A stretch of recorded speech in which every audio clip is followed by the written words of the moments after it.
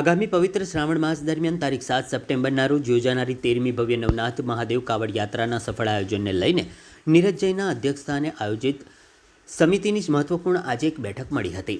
આ બેઠક દરમિયાન કાવડ યાત્રાને વધુ ભવ્ય, સુવ્યવસ્થિત અને સફળ બનાવવા માટે વિવિધ મુદ્દાઓ પર વિસ્તૃત ચર્ચા કરવામાં આવી હતી। યાત્રા માટે પોલીસ પરમિશન સહિતની જરૂરી વહીવટી પ્રક્રિયાઓ, શહેરના મુખ્ય માર્ગો અને વિસ્તારોમાં હોર્ડિંગ્સ લગાવી યાત્રાનો વ્યાપક પ્રચાર પ્રસાર કરવા તેમજ વધુમાં વધુ યુવાનોને કાવડ યાત્રામાં જોડવા માટે વિશેષ આયોજન અંગે વિચાર વિમર્શ કરવામાં આવ્યો હતો। આ ઉપરાંત યાત્રાના રૂટ, સ્વયંસેવકોની જવાબદારીઓ, ભક્તો માટેની સુવિધાઓ, ટ્રાફિક વ્યવસ્થા અને ધાર્મિક માહોલને વધુ ભવ્ય બનાવવા માટે પણ સૂચનો રજૂ કરવામાં આવ્યા હતા। નવનાથ મહાદેવ કાવડ યાત્રા સમિતિ દ્વારા છેલ્લા 12 વર્ષથી સતત ભવ્ય કાવડ યાત્રાનું સફળ આયોજન કરવામાં આવી રહ્યું છે। સમિતિના આયોજકોએ જણાવ્યું હતું કે આ વર્ષે યોજાનારી 13મી કાવડ યાત્રા અગાઉની તમામ યાત્રાઓ કરતાં વધુ ભવ્ય અને ઐતિહાસિક બનશે, જેમાં મોટી સંખ્યામાં શિવભક્તો અને યુવાનો ઉત્સાહભેર જોડાશે। નવનાથ મહાદેવ જેની સ્થાપના વિશ્વામિત્ર ઋષિએ કરી હતી। નવનાથ મહાદેવ વડોદરાના રક્ષક દેવ છે। નવનાથ મહાદેવ વડોદરાની વિરાસત છે, વડોદરાની ધરોહર છે। આ નવનાથ મહાદેવને વડોદરા શહેરના લોકો અને જિલ્લાના લોકો વર્ષમાં એકવાર પવિત્ર નદીઓના જળથી અભિષેક કરી દરેક જણ પોતાનું ઋણ ઉતારે। કારણ કે નવનાથ મહાદેવ એક મહાદેવનું નામ નથી, નવનાથ છે। નવ: સિદ્ધનાથ, રામનાથ, ઠેકરનાથ, મોટનાથ, કામનાથ, ભીમનાથ, કાશી વિશ્વેશ્વરનાથ, જાગનાથ અને કોટનાથ। આમાં નવનાથ મહાદેવ છે જે વડોદરાની ફરતે આવેલા છે।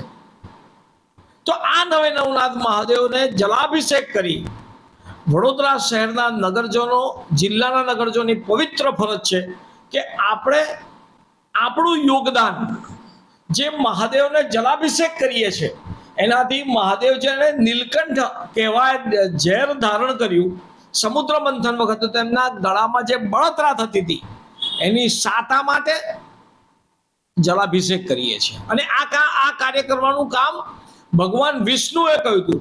એટલે હરિએ હરની ચિંતા કરી।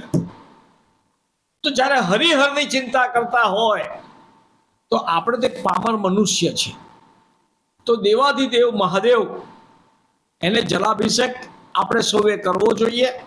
દર વર્ષે છેલ્લા 12 વર્ષથી શ્રાવણ માસના છેલ્લા સોમવારે નવનાથ મહાદેવની કાવડ યાત્રા આપણે કાઢતા આવેલા છે। આ વર્ષે શ્રાવણનો છેલ્લો સોમવાર 7 સપ્ટેમ્બર 2025 ના રોજ છે, 2026 ના રોજ છે। અને આ કાવડ યાત્રા દર વર્ષે દર્ભાવતીના પરમ પૂજ્ય વિજયજી મહારાજના નેતૃત્વમાં નીકળતી હોય છે।